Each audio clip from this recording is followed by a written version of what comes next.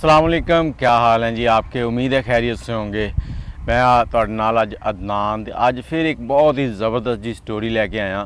अज असी गल करांगे पाकिस्तान दे गायकी दी दुनिया दी ऐसी शख्सियत जिन्होंने तुसीं कदी भुल नहीं सकते। मलका तरन्नुम नूर जहां जिन्हां दा नाम सीगा, उन्हां नूं बाद च खिताब मिलिया मलका तरन्नुम। ते उन्हां ने अपनी जिंदगी च इहो ਜਿਹੇ ਕੰਮ कर छड़े कि ਜਿਹੜੇ ਤੁਸੀਂ आने वाली नस्लों भी दस दो कि साढ़े कोल इहो जी गुलूकारा सी जिन्हें अपने गाणिਆਂ ਦੇ ਨਾਲ साढ़े खून ਨੂੰ जोश दिता, साढ़े खून ਨੂੰ गरमाया। लेकिन अज जिहड़ी गल असीं करन जा रहे हैं वो थोड़ी जी हट के है।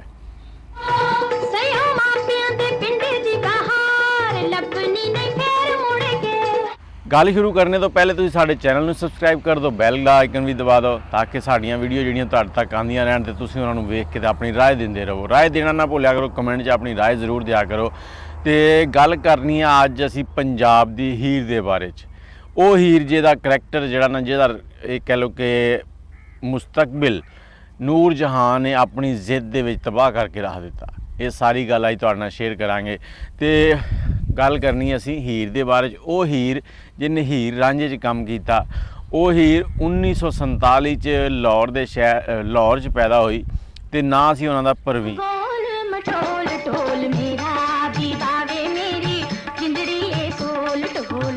अगे थोड़ा जिहा जो चले तो उन्होंने डांस का शौक सी। जो उन्होंने डांस सीखना शुरू किया तो नाल ही उन्होंने कुछ फिल्मां वाल भी तवज्जो देनी शुरू करती।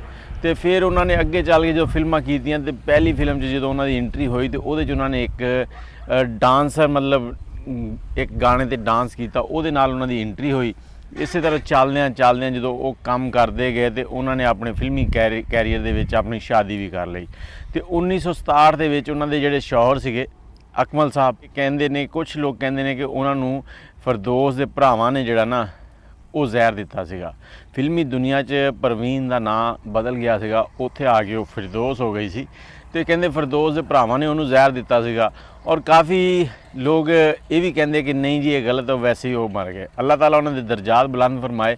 लेकिन ये जोड़े औरतों की कमाई खाने वाले होंगे ना, इन्हां दे ज़मीर भी इस तरह नहीं होंगे कि ये साडा ते रोज़गार बंद हो गया, साडा जरिया जिहड़ा ना कमाई खाण दा वो बंद हो गया। ये तो विआह कर लिया तो हुण अपने घर बार नूं लग जाएगा तो साडा काम बंद हो जाना।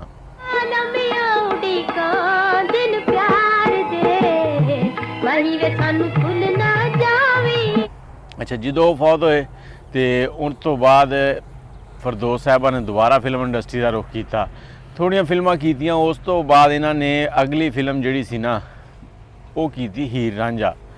तो अज मैं तुहानूं दसां कि फिरदौस वो अदाकारा जिन्हां दे उत्ते नूर जहां दे बहुत गाने फिल्माए गए और उन्हां गाणियां दा उन्होंने इस तरह हक अदा किया कि जिस तरह करना चाहिए। मैं इसनूं बहुत ज़्यादा एप्रीशिएट करांगा कि उन्होंने गाना अगर उन्होंने पिक्चराइज हुंदा सीगा तो उस गाने का वो हक अदा करते थे, उसनूं पूरी मेहनत ना करते थे। ये कह लो कि नूर जहां नूं ना देण वाली फिरदौस ही है जिन्हें उन्होंने गाने ते ऐसी अदाकारी की कि नूर जहां की आवाज़ इंज लगता सीगा कि जिवें ना फिरदौस के गले चों निकल रही है।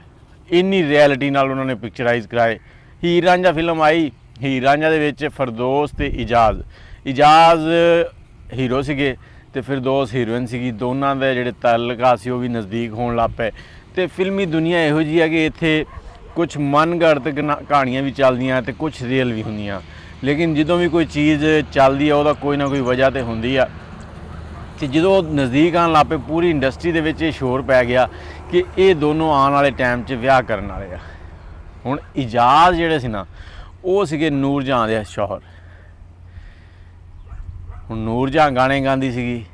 उस दौर दे विच फिल्मी दुनिया च या वैसे कह लो गायका इक्को ही सी नूर जहां, उस तो इलावा किसी के गाने चलते ही नहीं सी। हर फिल्म वास्ते नूर जहां ने गाना देना हुंदा सीगा। हुण जो नूर जहां ने इस चीज़ नूं वेख्या तो उन्होंने फिरदौस दे नाल किस तरह जुल्म किया। अपनी जगह तो वो भी ठीक सीगे कि अगर उन्हों की शादी हो जाती तो नूर जहां दे 3-4 बच्चे सीगे इजाज़ दे नाल ते उन्हां दा घर खराब हो जाना सीगा। हुण नूर जहां दे कोल जदों भी कोई फिल्म जाती सी गाणियां वास्ते भी इस फिल्म लई गाने चाहिए आ तो वो सब तो पहले यही पुछदे सीगे कि इहदे च हीरोइन कौन आ। अगर तो हीरोइन इहदे विच फिरदौस आ तो मैं गाने नहीं देने।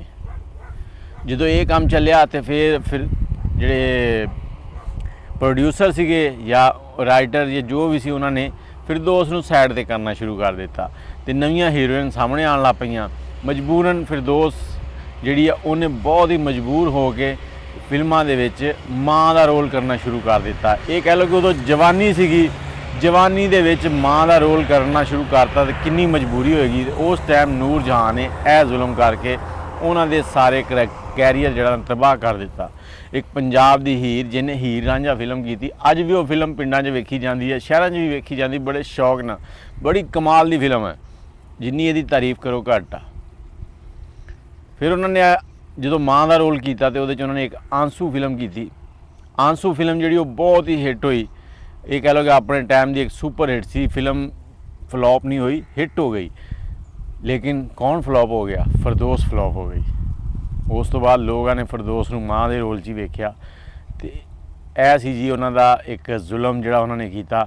ਹੁਣ ਇਹ ਤੁਸੀਂ ਦੱਸਣਾ ਕਿ ਉਹਨਾਂ ਨੇ ਠੀਕ ਕੀਤਾ ਜਾਂ ਗਲਤ ਕੀਤਾ, ਲੇਕਿਨ ਇੱਕ ਜਾਣਕਾਰੀ ਸੀ ਛੋਟੀ ਜੀ, ਜਿਸ ਤਰ੍ਹਾਂ ਕਿ ਫਿਰਦੌਸ ਨੇ ਹੀਰੋਇਨ ਆਉਣ ਤੋਂ ਮਾਂ ਤੱਕ ਦਾ ਸਫ਼ਰ ਕੀਤਾ।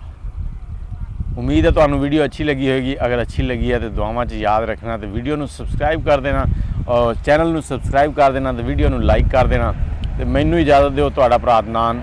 ਅੱਲਾ ਹਾਫਿਜ਼।